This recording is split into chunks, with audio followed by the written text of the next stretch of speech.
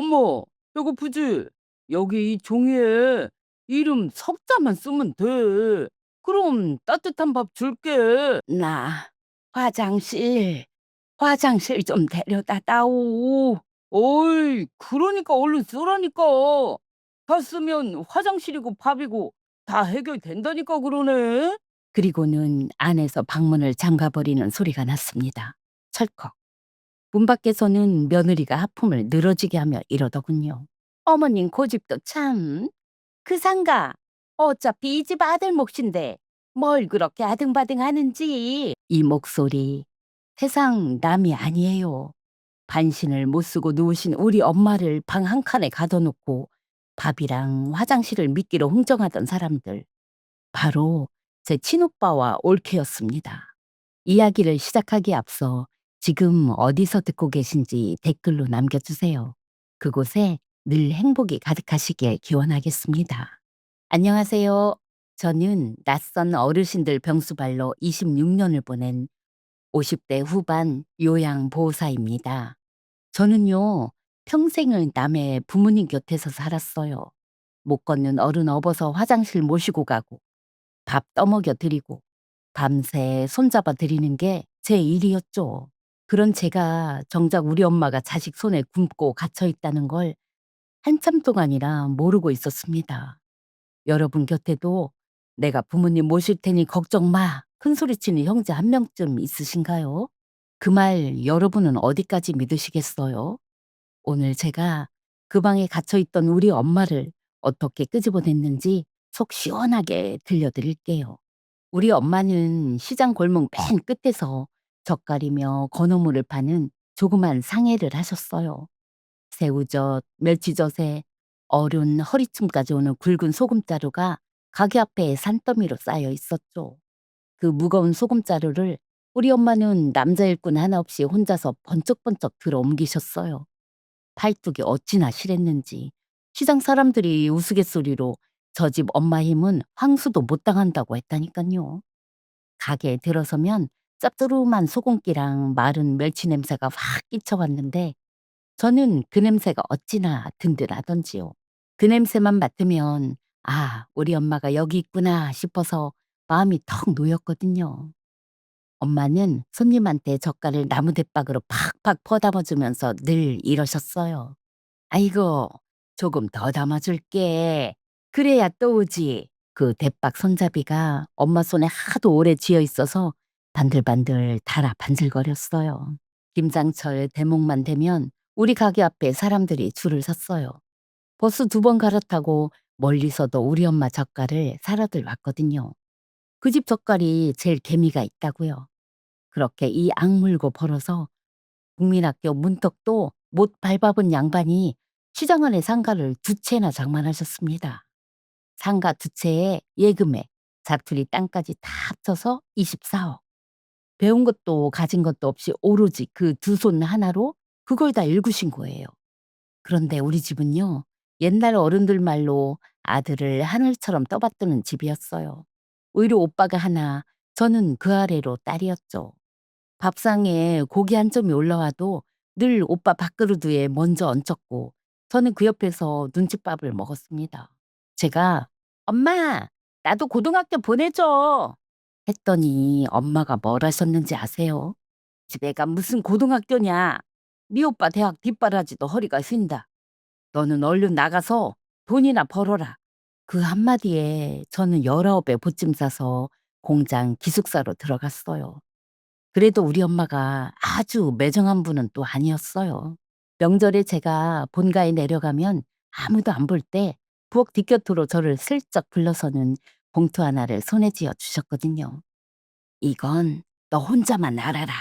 오빠 알면 또 시끄럽다." 말은 그렇게 툭 던지면서도 봉투를 쥐어준 그 손이 제 손을 한참이나 놓지 못하고 붙잡고 있었어요. 저는 그게 엄마 나름의 사과라는 걸 다 알았습니다. 그래서 서운한 마음도 그때그때 다 삼켰고요. 그런데 우리 엄마한테는 딱 하나 이상한 구석이 있었어요. 오빠 앞에서만은 사람이 아주 달라지셨거든요. 오빠가 밖에서 사고를 치고 들어와도 툭 하면 돈을 달라고 손을 벌려도 엄마는 화 한 번 제대로 안 내고 늘 같은 말만 되풀이하셨어요. "네 오빠는 내가 안 붙들어주면 안 되는 애다." 저는 그저 맏아들이라 저러시나 보다 그렇게만 여겼습니다. 그 말 속에 무슨 사연이 숨어 있는지는 한참 후에나 알게 되었죠. 아버지는 제가 20살 되던 해 병으로 먼저 가셨어요. 그 뒤로 엄마는 더더욱 오빠 하나를 끼고 사셨고요. 그렇게 무새 갔던 우리 엄마가 작년 가을이었습니다. 여느 날처럼 가게에서 소금자루를 옮기시다가 손님들 다 보는 앞에서 그 자리에 그대로 폭삭 고꾸라지셨어요. 내경색이었습니다. 황소도 못 당한다던 그 실한팔에서 힘이 쭉 빠지고 오른쪽 몸을 아예 못 쓰게 되셨죠. 그 카랑카랑하던 목소리도 물, 물, 겨우 그 한마디만 새어나올 만큼 어눌해지셨고요. 평생 남한테 아쉬운 소리 한 번 안 하고 사시던 우리 엄마가 하루아침에 남의 손을 빌려야만 겨우 물 한 모금 넘기는 처지가 되신 겁니다. 저는 병실에서 엄마의 성한 왼손을 꼭 붙잡고 다짐했어요. 이제부턴 무슨 일이 있어도 내가 엄마를 지키겠다고요. 그런데 바로 그 무렵이었어요. 몇 년째 명절에나 겨우 코빼기를 미치던 오빠가 올케 언니를 앞세우고 갑자기 엄마 곁으로 돌아왔습니다. 오빠가 병실 문을 열고 들어오던 그날을 저는 아직도 또렷이 기억해요. 오빠는 침대 옆에 털썩 무릎을 꿇더니 엄마 손을 붙잡고 어깨를 들썩이며 울었어요. 엄마, 내가, 내가 진작 왔어야 했는데, 이제 걱정 마. 앞으로는 내가 다 알아서 할게. 올케 언니도 옆에서 눈가를 찍어내며 제 등을 다독였죠. 아가씨, 이제 저희가 있잖아요. 아가씨는 아가씨 일 보세요. 어머님은 저희가 지극정성으로 모실게요. 저는 그 모습에 솔직히 마음이 놓였어요. 저는 낮이면 남의 집 어르신들 모시러 이 집 저 집 다녀야 하는 사람이잖아요. 우리 엄마 곁을 밤낮으로 지켜줄 사람이 생겼다니 그렇게 든든할 수가 없었죠. 오빠 부부는 며칠 안가 아예 짐을 싸들고 엄마 본가로 들어갔어요. 오빠가 그러더라고요. 시집간 동생이 뭘 하냐? 아들이 모시는 게 도리지. 그 말이 어찌나 믿었던지요. 처음 얼마간은 정말 그럴듯했어요. 제가 가면 올케 언니가 엄마 옆에 딱 붙어 앉아 죽을 후후 불어 떠먹이고 있었고 어머님 하세요 하며 애교까지 부렸으니까요. 저는 아이고 내가 우리 오빠를 너무 몰랐구나 싶어 되레 미안한 마음까지 들었습니다. 그런데요. 26년을 아픈 어른들 곁에서 산 사람 눈에는 보이는 게 있거든요. 뭔가 이상하다는 생각이 들었어요. 몇 주가 지나면서 뭔가 하나둘 어긋나기 시작했거든요. 어느 날 안방에 들어갔다가 뭔가 싸한 걸 느꼈어요. 엄마 머리맡에 늘 있던 통장이며 도장, 상자가 감쪽같이 사라진 거예요. 오빠한테 물으니 아무렇지 않게 이러더군요. 그거? 어머, 정신도 없는데. 돈은 내가 관리해야지. 상가 월세도 이제는 내가 받으러 다녀. 엄마가 평생 그 무거운 소금자루를 이고 지고 지켜낸 상가 두 채. 다달이 또박또박 나오던 월세가 그날부터 오빠 손으로 넘어가기 시작한 겁니다. 더 이상한 건 엄마 몸이었어요. 병원에서는 재활치료를 꾸준히 받아야 그나마 다시 걷는다고 그렇게 신신당부를 했는데 오빠는 돈 아깝게 무슨 병원이야. 집에서 주물러 주면 돼. 하며 치료를 딱 끊어버렸어요. 갈 때마다 엄마는 눈에 띄게 홀쭉해졌고 그 좋아하던 젓갈은커녕 미움도 반그릇을 못 넘기시는 것 같았죠. 덧잘 되던 그 안방은 어느새 택배 상자며 빨래더미가 쌓여 창고인지 병실인지 모를 꼴이 되어 있더라고요. 이상하다 싶어 자주 들여다보려 하면 어느 순간 올케 언니가 문 앞을 딱 막아섰어요. 아가씨, 어머님 이제 막 겨우 잠드셨어요. 자꾸 오시면 어머님만 더 힘들어 하세요. 어떤 날은 초인종을 몇 번을 눌러도 인기척만 있고 끝내 문을 안 열어줬어요. 하나뿐인 딸이 친정엄마 얼굴 한번 보겠다고 그 집 대문 앞에서 발만 동동 굴러야 했습니다. 전화를 걸면 오빠는 늘 똑같은 말로 저를 안심시켰어요. 엄마는 잘 계셔. 방금 미음도 한 그릇 다 드시고 주무신다. 걱정 붙들어 매고 네 일이나 해라. 저는 그 말을 믿고 싶었어요. 설마 자식이 지 어미한테 몹쓸 짓을 하겠나 싶었으니까요. 지금 생각하면 오빠 말을 고지고대로 믿은 그게 제 가장 큰 잘못이었습니다. 이 모든 게 대체 왜였는지 저는 한참 뒤에야 알았어요. 오빠가 겁도 없이 벌려놓은 사업이 쫄딱 거덜나면서 사채까지 끌어다 쓴 빚이 3억이 넘는다는 거였어요. 그 밑빠진 독을 메우겠다고 엄마 상가에 시뻘겋게 눈독을 들이고 있었던 겁니다. 그러니까 그 눈물도 그 애교도 처음부터 우리 엄마가 아니라 엄마가 평생 모은 재산을 노리고 짜낸 연기였던 거예요. 하지만 그때의 저는 그런 속사정은 꿈에도 모르고 그저 막연히 불안하기만 했어요.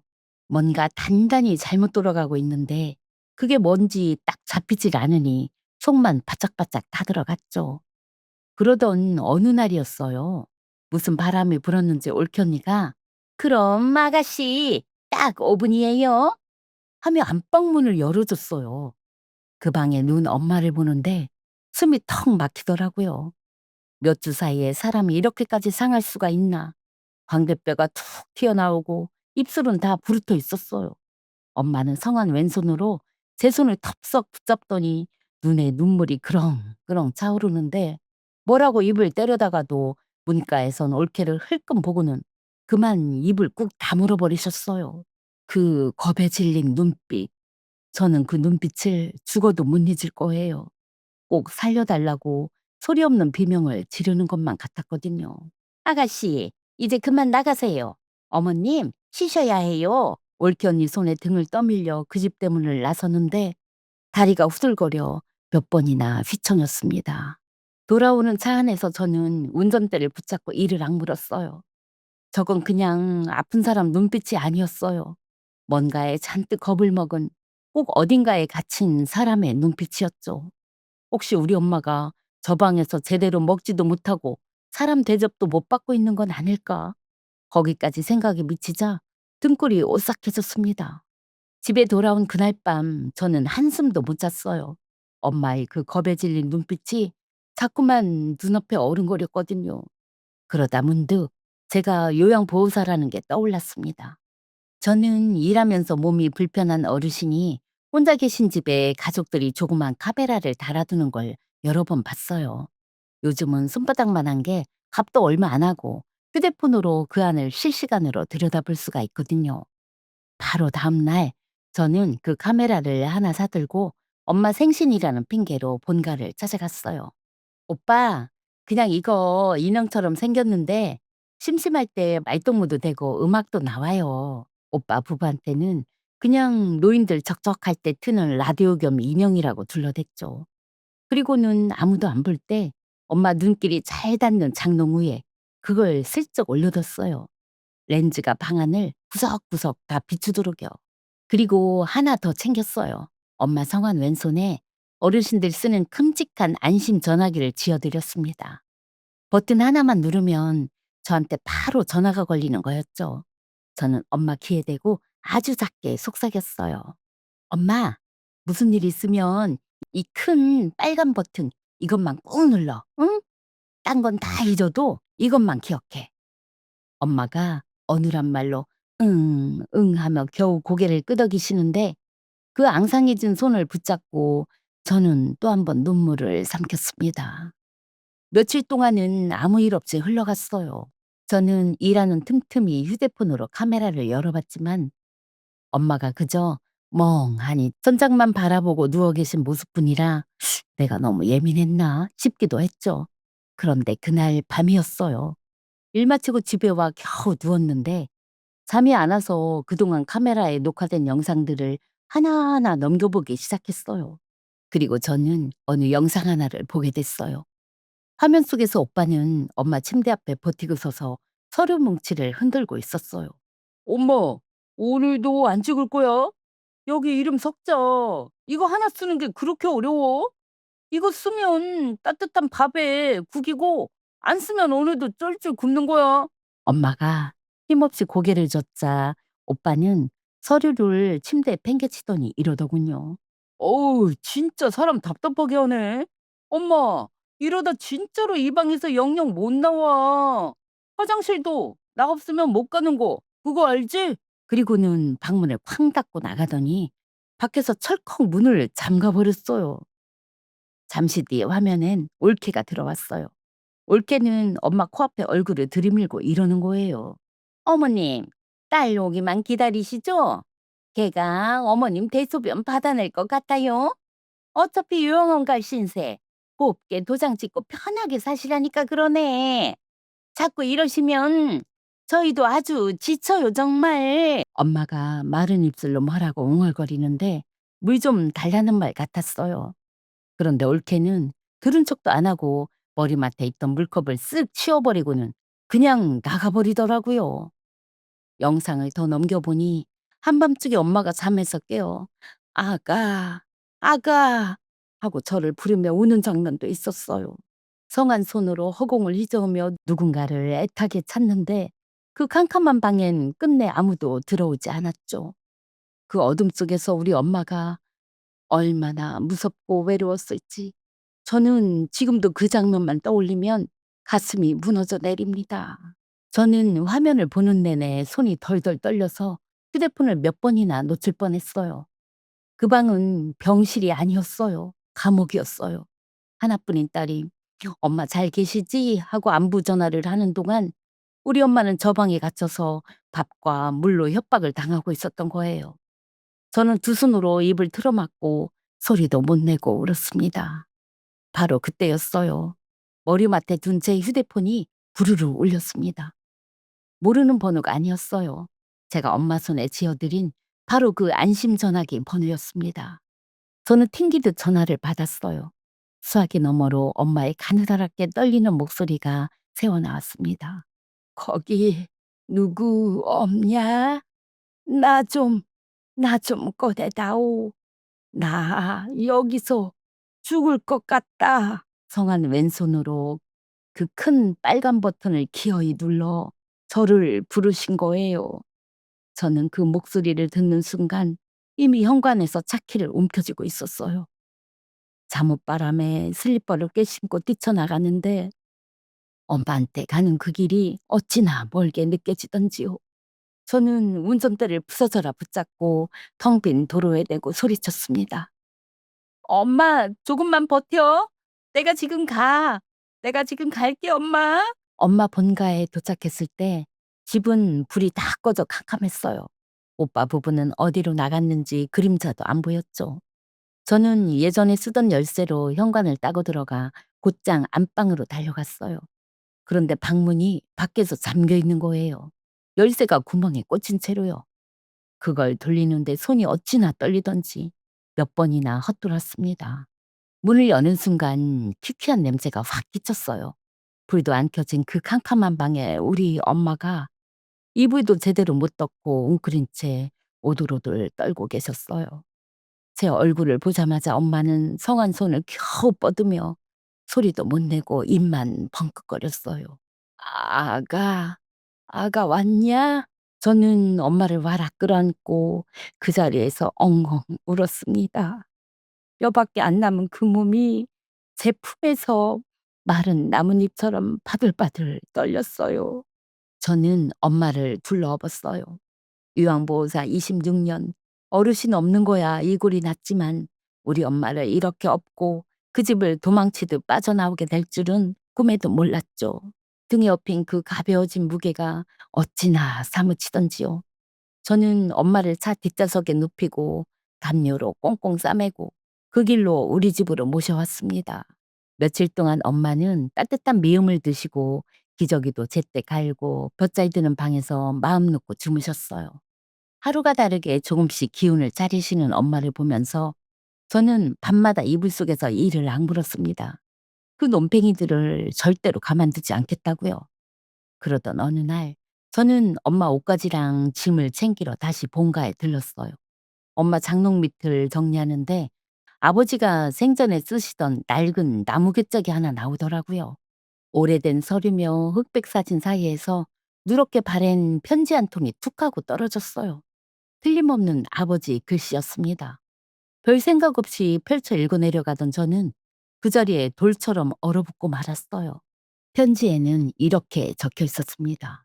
여보, 내 평생 당신한테 진 이 빚을 나는 무덤까지 지고 가야 할까보. 저 아이, 내가 밖에서 씻지 못할 죄를 지어 세상에 나온 저 아이를 당신은 핏덩이 때 말없이 품어 친자식으로 키워줬소.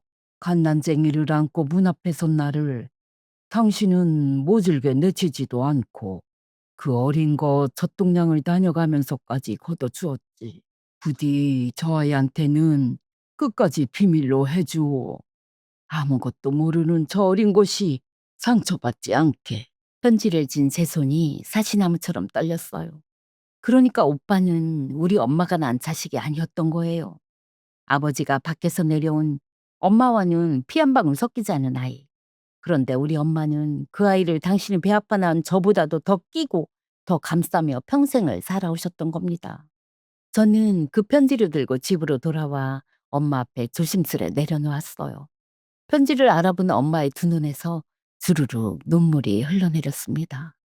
그리고 어눌한 말로 엄마는 이렇게 말씀하셨어요.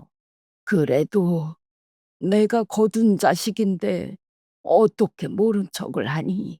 나라도 안 품으면 저 어린 것이 어디 가서 사람 노릇하고 살겠나 싶어서. 저는 그제야 다 알았어요. 우리 엄마가 왜 그렇게 오빠 앞에서만 한없이 작아섰는지. 그 애가 아무리 사고를 쳐도 왜 화 한 번 제대로 못 내고 내가 안 붙들면 안 되는 애다. 그 말만 되풀이했는지를요.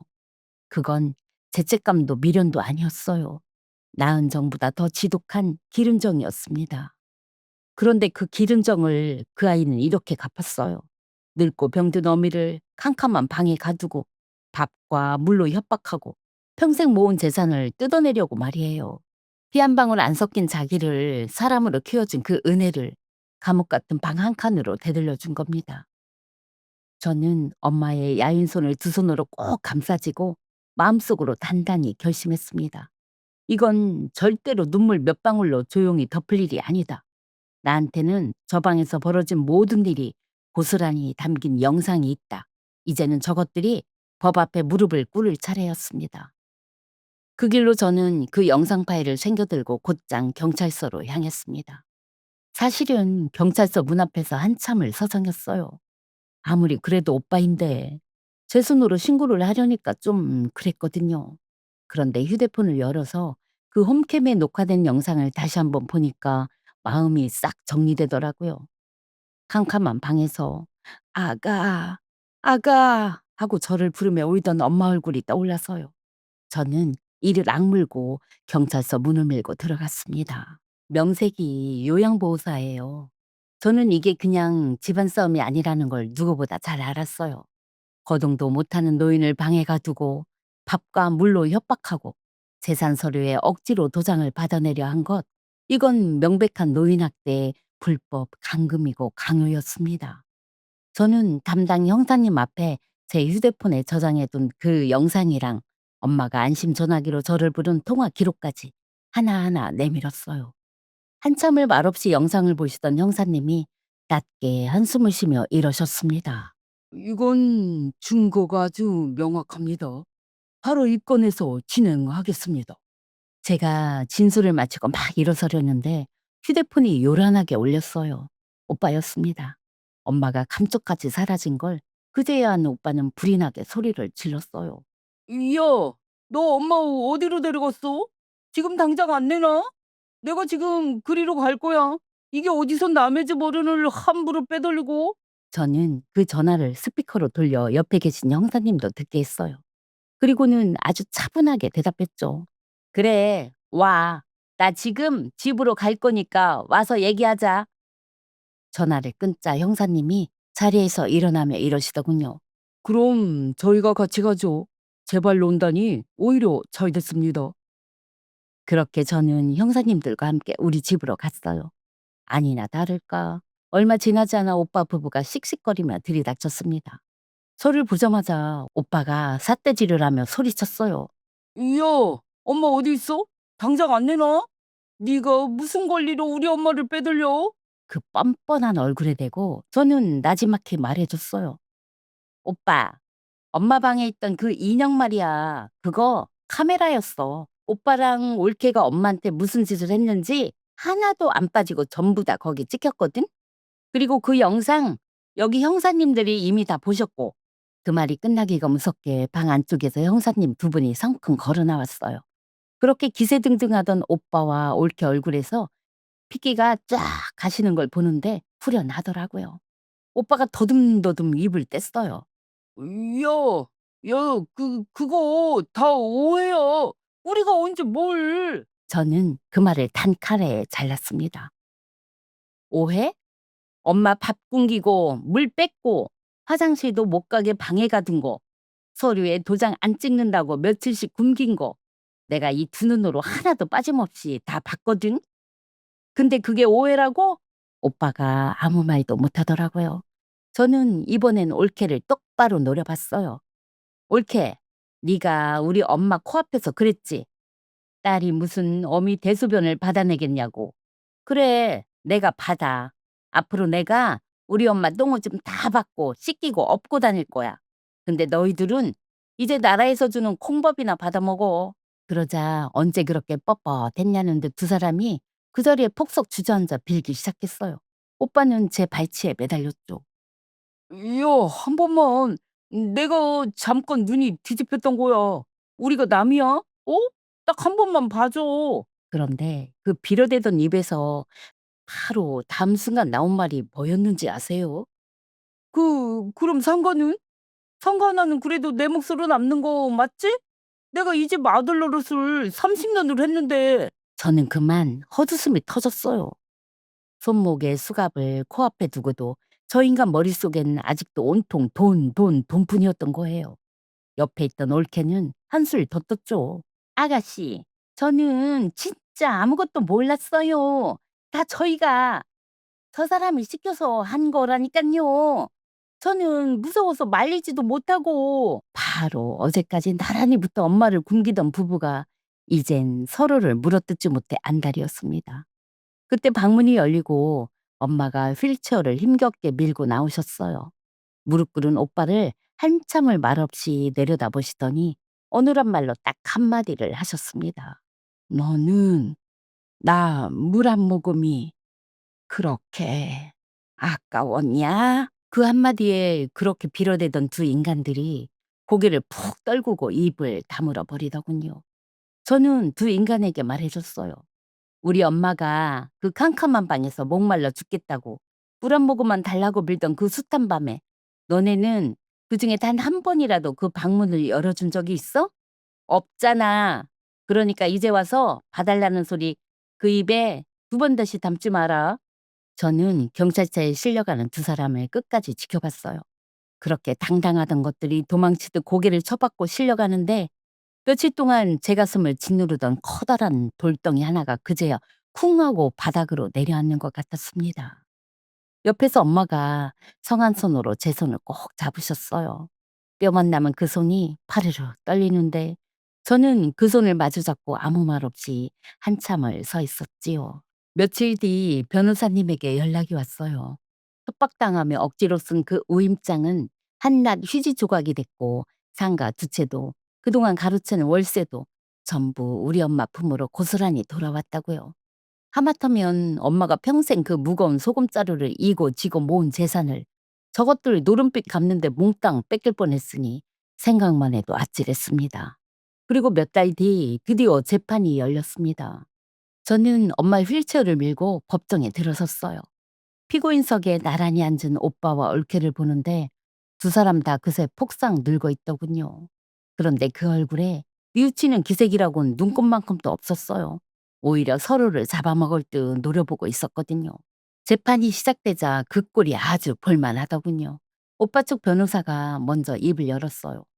재판장님, 이 사건은 전적으로 피고인의 아내가 주도한 일입니다. 남편은 아내의 강권에 못 이겨 마지못해 끌려다녔을 뿐입니다. 그러자 올케가 벌떡 일어나 소리를 질렀어요. 뭐라고요? 지금 저한테 다 뒤집어 씌우는 거예요? 어머님 방에 자물쇠 채운 게 누군데요? 도장 받아내라고. 밤낮으로 닥달한 게 누군데? 이번엔 올케 쪽 변호사가 받아쳤죠. 재판장님, 제 의뢰인은 그저 남편이 시키는 대로 따랐을 뿐입니다. 빚을 진 것도 어머님 재산을 노린 것도 전부 남편이 벌인 일입니다. 그 말에 오빠가 얼굴이 시뻘개져서는 이러는 거예요. 너도 좋다고 같이 짰잖아. 상가 팔면 반은 네 거라고. 제일 좋아한 게 누군데? 어? 돈 앞에서 그렇게 죽고 못 살던 부부가 감옥살이를 코앞에 두니까 서로를 물어뜯지 못해 안달이었어요. 저는 그 꼴을 보면서 씁쓸하면서도 한편으론 속이 후련하더군요.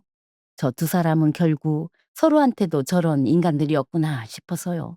그러다 법정 화면에 그 홈캠 영상이 재생됐어요. 캄캄한 방에서 물 한 모금 못 얻어 마신 채 아가, 아가 부르며 울던 우리 엄마 모습이 화면에 뜨자 그렇게 서로 헐뜯던 두 사람도 그제야 고개를 푹 숙이더군요.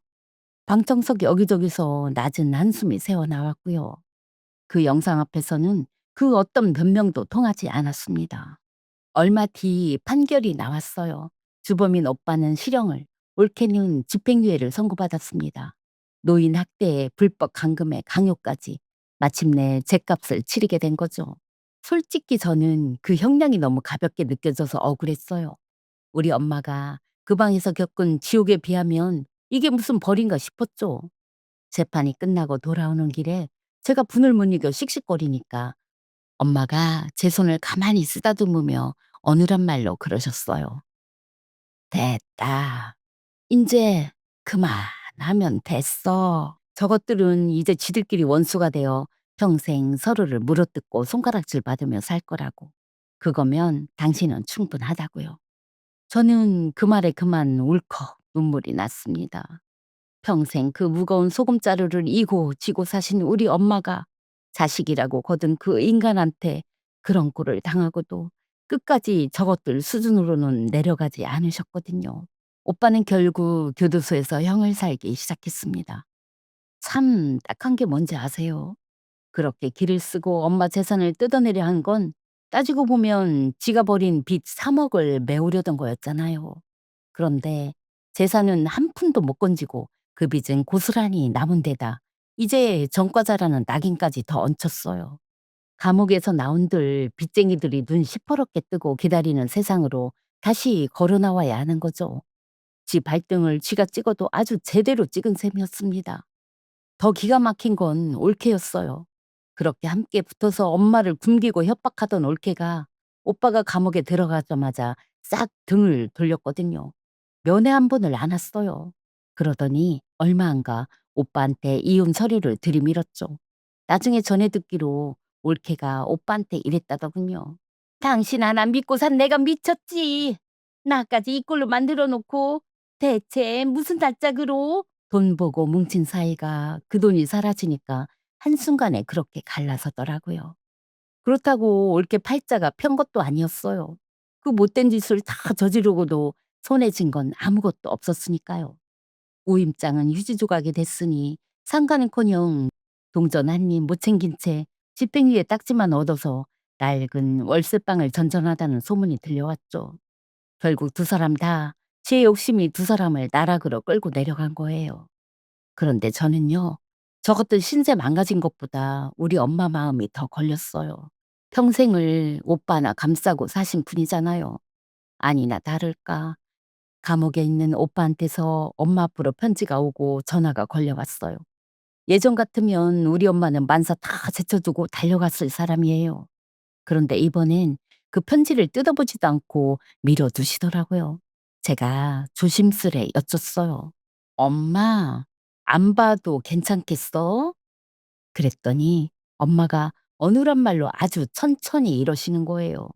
그래, 인제 내 손 놨다. 평생 그 자식 손을 붙들고 놓지 못하던 우리 엄마가 그 손을 난생 처음으로 놓으신 거예요.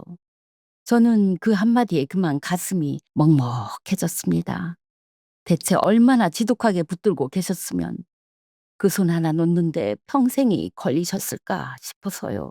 며칠 뒤 엄마는 변호사님과 함께 당신 재산을 깔끔하게 정리하셨어요. 평생 그 무거운 소금자루를 이고 지고 모은 상가 두 채가 그 인간한테는 단돈 10원도 흘러가지 않도록요. 이건 내가 뼈 빠지게 번 거다. 아무한테도 못 준다. 엄마가 단호하게 말씀하시는데 저는 오히려 마음이 놓였어요. 우리 엄마가 드디어 당신 자신을 위한 결정을 내리셨구나 싶어서요. 남의 부모님 병수발을 26년 하면서 저는 별의별 자식을 다 봤어요. 그래도 이런 경우는 정말 처음이었죠. 하지만 저는 그것들 붙잡고 손가락질하며 아까운 시간을 버리고 싶지 않았어요. 그럴 시간에 우리 엄마 미음 한 술이라도 더 떠먹여 드리는 게 나았으니까요. 엄마는 우리 집에서 하루하루 조금씩 제 기운을 되찾아 가셨습니다. 시간이 흘러 계절이 두어 번 바뀌었습니다. 그동안 우리 엄마는 우리 집에서 참 많이 좋아지셨어요. 처음엔 미움도 겨우 넘기시던 분이 이제는 밥 한 그릇을 곧잘 비우시고 재활치료도 어찌나 악착같이 받으시는지 지팡이에 기대에 몇 걸음씩 떼기도 하셨죠. 그 어눌하던 말씨도 이제는 웬만한 이야기는 나누실 만큼 돌아오셨고요. 아침마다 제 손을 꼭 붙잡고 우리 딸 고맙다. 고마워. 하시는데 저는 그 말이 세상 그 무엇보다 좋았습니다. 한 번은 엄마가 떨리는 왼손으로 젓가락을 쥐고 콩자반 하나를 집어보려 애쓰시더라고요. 자꾸 놓치고 또 놓치면서도 기어이 하나를 집어 입에 넣고는 아이처럼 좋아하시는 거예요. 평생 그렇게 억척스럽던 우리 엄마가 콩자반 하나에 그렇게 환하게 웃으시는데 저는 부엌 뒤에서 몰래 눈물을 훔쳤습니다. 이 소소하고 따뜻한 하루하루를 하마터면 영영 잃어버릴 뻔했으니까요. 그렇게 이제 정말 지난 일은 다 흘려보냈다 싶던 어느 날 저녁이었어요. 우리 집 초인종이 울렸습니다. 문을 열었더니 오빠가 거기 서 있더군요. 형을 다 살고 나온 오빠는 제가 알던 그 기세등등하던 사람이 아니었어요. 몇 년은 더 폭삭 사가 있었고 옷은 깨제제한 데다 몰골이 아주 말이 아니었죠. 저를 보자마자 오빠는 그 자리에 털썩 무릎부터 꿇었어요. 동생아, 나 좀 살려줘. 나 이제 정말 갈 데가 없다. 빚쟁이들은 밤낮으로 쫓아오지.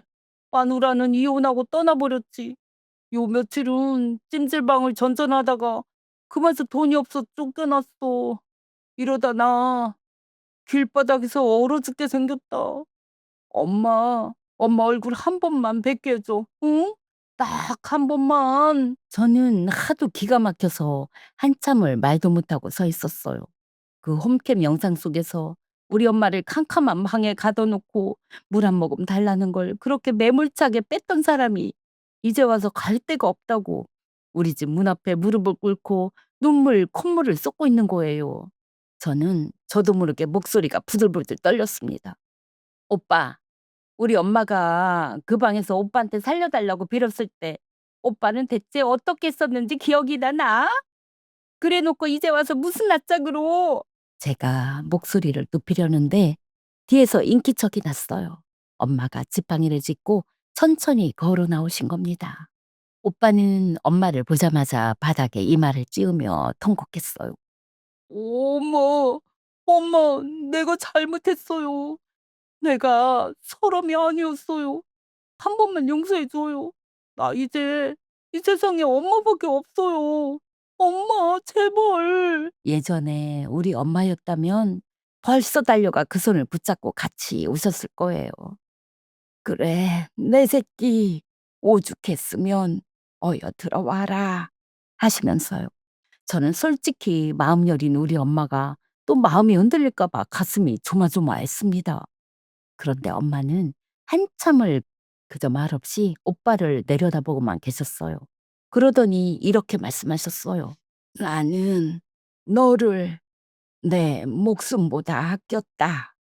없는 살림에 너 하나 사람 만들겠다고 이 손이 다 닳도록 그 무거운 소금자루를 이고 지고 벌었어. 오빠는 고개조차 들지 못하고 어깨만 들썩였어요. 그런데 너는 그런 나를 그 캄캄한 방에 가둬놓고 물 한 모금을 안 줬다. 이 어미가 죽어가는 걸 두 눈 뜨고 지켜봤어. 자식이 어미한테 그럴 수는 없는 거다. 엄마의 목소리가 파르르 떨렸습니다. 나는 이제 너를 자식으로 두지 않는다. 가거라. 그리고 다시는 내 앞에 나타나지 마라. 그 말에 오빠 얼굴에 잠깐 옛날에 그 뻔뻔한 표정이 스치더군요. 어머, 그래도 내가 30년을 아들로 산 사람인데 어떻게 나한테 이럴 수가 있어? 하고 목소리를 높이려다가 엄마의 그 단호한 눈을 마주하고는 그만 뒷말을 꿀꺽 삼키더라고요. 그리고는 다시 무너지듯 방바닥에 엎어져 목 놓아 울기 시작했죠. 엄마, 엄마. 하면서요. 하지만 우리 엄마는 두 번 다시 그 인간을 돌아보지 않으셨습니다. 지팡이를 짚고 천천히 당신 방으로 걸어 들어가 버리셨어요. 저는 그 뒤를 따라 들어가며 여전히 문 앞에 엎드려 있는 오빠를 등지고 조용히 현관문을 닫았습니다. 그날 우리 엄마의 뒷모습을 보는데 무언가 홀가분해 보이셨어요. 그리고 우리 엄마는 그 마지막 순간까지도 본인이 당신 핏줄이 아니라는 말만은 끝끝내 입 밖에 내지 않으셨어요. 아버지가 편지에 남긴 그 비밀을 엄마는 정말로 무덤까지 안고 가기로 하신 거예요. 당신을 그 지경으로 만든 그 자식한테조차 마지막 상처 하나만은 끝내 주지 않으신 겁니다. 저는 그런 우리 엄마가 세상에서 제일 독하고 제일 강하고 또 제일 따뜻한 사람이라고 생각했어요. 오빠는 그 뒤로 다시는 우리 집에 찾아오지 않았습니다. 저는 남의 부모님을 26년이나 씻기고 업고 모시며 살았어요. 그러면서도 정작 우리 엄마한테는 딸 노릇 한번 변변을 못 해드린 게 늘 마음 한구석에 얹혀 있었죠. 그런데 이제야 남이 아니라 우리 엄마를 이 두 손으로 업고 씻기고 먹여드릴 수 있게 됐어요. 저는 그게 그저 감사할 따름이었습니다. 이제 우리 엄마는 저희 부부랑 한 집에서 오손도손 지내세요. 아침이면 제가 끓인 된장국에 밥 한 그릇 뚝딱 비우시고 볕 좋은 날엔 지팡이를 짚고 마당까지 천천히 산책도 나가시죠. 얼마 전엔 텔레비전에서 흘러나오는 옛날 노래를 흥얼흥얼 따라 부르시더라고요. 또 가끔은 아버지 사진을 한참을 물끄러미 바라보기도 하세요. 그럴 때면 저는 아무것도 묻지 않고 그저 그 곁에 앉아 따뜻한 차 한 잔을 내어드릴 뿐이에요. 그 모습을 가만히 보고 있자니 그동안 제 가슴을 짓누르던 마음고생이 스르르 다 녹아내리는 것 같았습니다. 여러분, 오늘 이 긴 이야기 끝까지 함께 해주셔서 고맙습니다. 우리 어머니, 아버지, 평생 무거운 소금자루를 이고 지고 당신 몸이 부서지는 줄도 모르고 자식 하나 사람 만들겠다고 사셨지요. 저는 그 대목을 듣는 내내 우리 여러분 생각이 참 많이 났습니다. 지금 이 이야기를 듣고 계신 우리 어머니들, 아버님들, 여러분도 다 그렇게 살아오셨잖아요. 손마디가 굵어지도록, 허리가 다 휘도록, 정작 당신 것 하나는 못 챙기고, 그저 자식들 입에 밥 들어가는 것만 봐도 배가 불렀던 그 긴 세월을요. 그런데 어머니, 가끔은 이런 마음 드시지 않으셨어요? 내가 이만큼이나 했는데 돌아오는 건 없구나 하는 괜히 서운하고 문득 외롭고 소리 없이 눈물이 핑 도는 그런 밤이요. 오늘 이야기 들으시면서 남몰래 가슴 한쪽이 시큰하셨던 분도 분명 계실 거예요. 그런 여러분께 제가 오늘 이 말씀만은 꼭 드리고 싶습니다. 어머니, 당신은 정말이지 잘 살아오셨습니다. 자식이 알아주든 몰라주든 그건 여러분 인생의 값어치를 티끌만큼도 깎아내리지 못해요. 그 고생, 그 사랑 결코 헛된 게 아니었습니다. 저는 압니다. 여러분이 얼마나 대단하고 얼마나 귀한 분인지를요. 그러니 오늘만큼은요. 자식 걱정, 살림 걱정, 그 무거운 짐 다 잠시 내려놓으시고 당신 자신을 한번 꼭 안아주세요.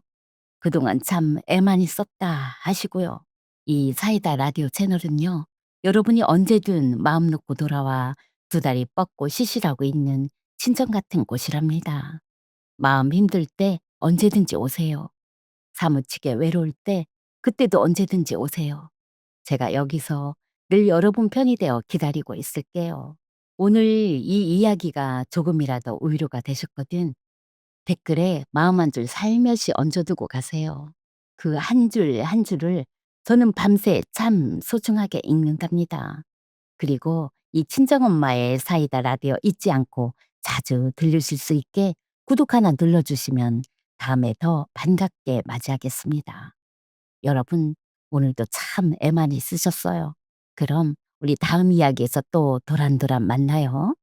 지금까지 친정엄마의 사이다 라디오였습니다.